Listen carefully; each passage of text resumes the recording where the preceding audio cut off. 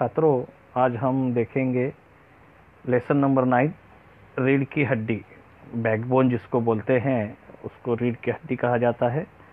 प्रस्तुत पाठ के लेखक जगदीश चंद्र माथुर जी हैं और इस कहानी के माध्यम में उन्होंने स्त्री शिक्षा का महत्व हमारे लाइफ में, हमारे जीवन में स्त्री शिक्षा यानी वुमेन्स एजुकेशन जो बहुत ज़रूरी है उसके बारे में बताया है। और समाज जो है इसमें थोड़ा सा अलग टाइप का विचार करता है। जैसे अभी तो नहीं है, लेकिन पहले के ज़माने में स्त्रियों को शिक्षा नहीं थी, लड़कियों को पढ़ाई थोड़ा क्या अवॉइड करते थे लोग। तो अभी समाज जो है काफ़ी परिवर्तन हुआ है। अभी ये बातें अपने को नहीं दिखाई देती, लेकिन फिर भी कुछ हद तक जो है स्त्री शिक्षा को महत्व नहीं दिया जाता है। तो इस कहानी के माध्यम से प्रस्तुत एकांकी में जगदीश चंद्र माथुर जी ने स्त्री शिक्षा के महत्व को दिखाया है कि स्त्री शिक्षा, वुमेन्स एजुकेशन बहुत ज़रूरी है। लेकिन समाज में कुछ पुराने विचार वाले, कुछ ख्याल वाले लोग होते हैं। इनके विचारों पर उन्होंने प्रहार यानी वार करते हुए नारी का सम्मान हमें करना चाहिए और नारी को इस समाज में यानी वुमेन्स को एक अच्छा सम्मान मिलना चाहिए, उनकी कद्र होनी चाहिए और उनको समाज में महत्व, इम्पोर्टेंस दिए जाना चाहिए। तो इस तरह से इस कहानी के माध्यम से उन्होंने किस तरह से स्त्री शिक्षा का महत्व होना चाहिए, समाज क्या विचार करता है, इस बात को हम लोग इस कहानी के माध्यम से देखेंगे। तो ये ड्रामा टाइप लेसन है। इसके पात्र यानी कैरेक्टर्स हैं, उमा है, एक पढ़ी लिखी युवती है, रामस्वरूप जो है उनके पिताजी हैं, प्रेमा उनकी मम्मी है, उमा की मम्मी, शंकर जो है एक युवक है, एक लड़का है, और गोपाल प्रसाद हैं जो एक शंकर के पिताजी हैं। तो प्रस्तुत पाठ जो है एकांकी है, ड्रामा टाइप लेसन है। तो मैं पढ़ूंगा और आपको समझाऊंगा कि किस तरह से जगदीश चंद्र माथुर जी ने इस कहानी के माध्यम से स्त्री शिक्षा का महत्व और उस पर पुराने लोगों के ख्याल, जो समाज के दकियानूसी विचार यहाँ पर इस कहानी के माध्यम से हमें पता चलता है कि कुछ लोग स्त्रियों के शिक्षण को महत्व, इम्पोर्टेंस नहीं देते हैं और इसी विचारों पर उन्होंने कठोर जो है प्रहार किया है, मतलब वार किया है। उन्होंने इसका विरोध किया है। वार किया है इसका मतलब विरोध किया है। अब देखते हैं। तो रतन जो है एक रामस्वरूप का नौकर है। एक कमरा अंदर के दरवाजे से आते हुए जिन महाशय की पीठ नजर आ रही है वह आधे उम्र के हैं, आधे उम्र के। एक तख्त को पकड़े हुए कमरे में आते हैं। तख्त का दूसरा सिरा उनके नौकर ने पकड़ रखा है। तो रामस्वरूप है, उसे कहते हैं अबे धीरे चल, अब तख्त को उधर मोड़ दे। तख्त के रखे जाने की आवाज़ आती है और रतन कहता है बिछा दे साहब। रामस्वरूप कहता है जरा तेज आवाज़ में, और क्या करेगा, परमात्मा के यहाँ अकल बट रही थी तो तू देर से पहुँचा था क्या? बिछा दो साहब, और यह पसीना किस लिए बहाया है? तो इस तरह से रामस्वरूप जो है उनको वो बिछाने के लिए कहते हैं, क्योंकि उनके घर पर मेहमान आने वाले हैं, रहते हैं। तो रामस्वरूप कहते हैं दरी उठाते हुए, और बीबी जी के कमरे में से हारमोनियम उठा लाओ। हारमोनियम एक म्यूजिकल इंस्ट्रूमेंट्स है, वो उठाकर लाओ, और सितार भी उठाकर लाओ। ये दोनों चीज़ें उनको उठाकर लाने के लिए कहा। जल्दी जा। रतन जाता है और पति पत्नी तख्त पर दरी बिछाते हैं।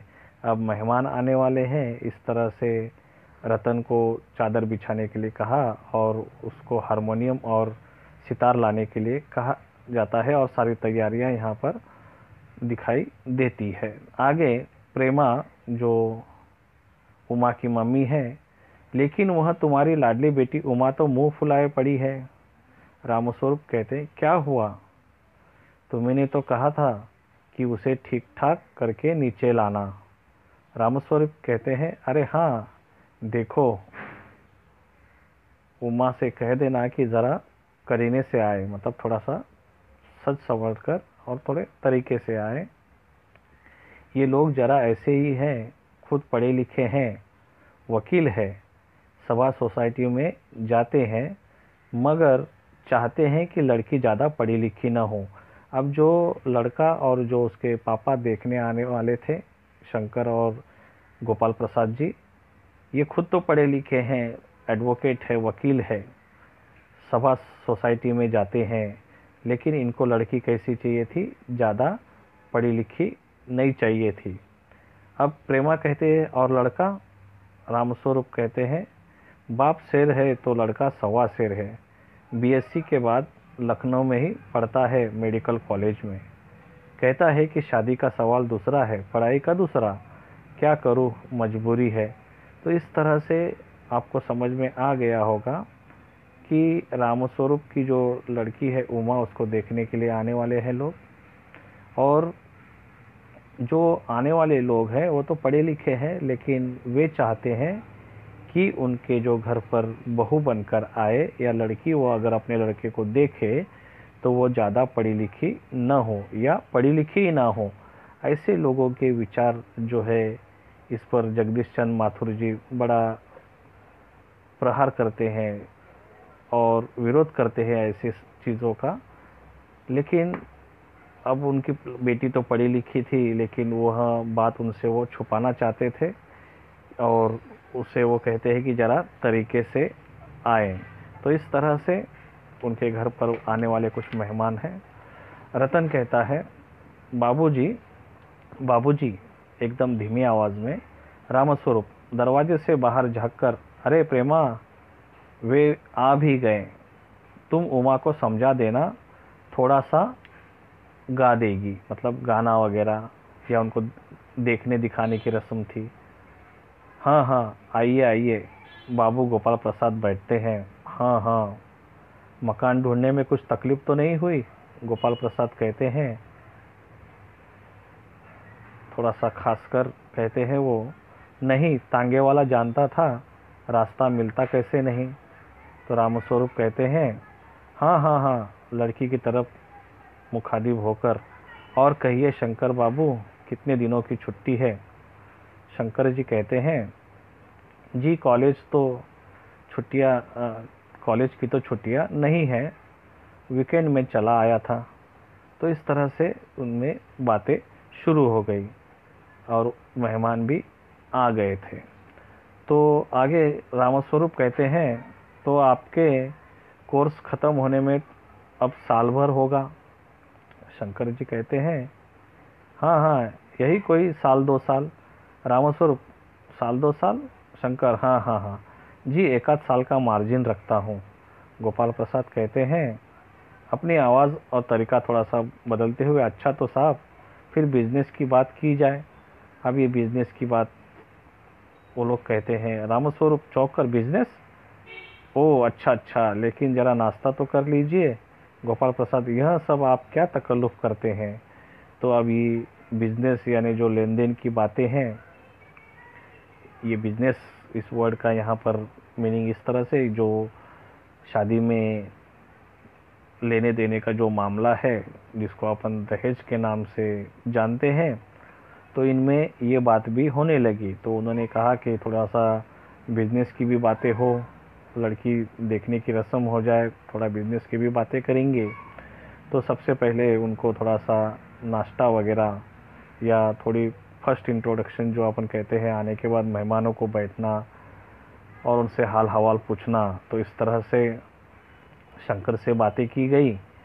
और उन्होंने कहा कि अब मेरी पढ़ाई जारी है। और थोड़ा सा रामस्वरूप ने उनको नाश्ता करने के लिए कहा।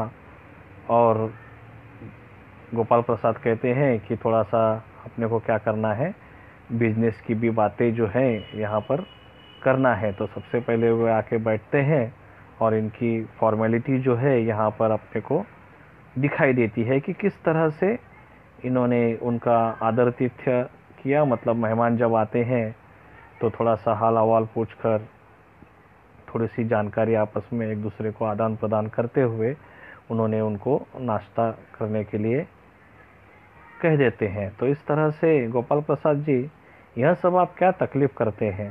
रामस्वरूप, हाँ हाँ हाँ। तो यहाँ पर जो है बताया है कि किस बात की तकदीर है कि तशरीफ़ लाएं।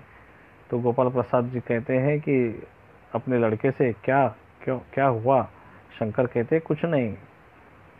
तो उस तरह से आगे चलकर उन्होंने बातचीत होती है कि किस तरह से वे अपने बिजनेस की बातें या वो अभी तक की पढ़ाई के बारे में, नाश्ते का ऑफ़र, ये सब आप पेज नंबर 36 पर पढ़ सकते हैं।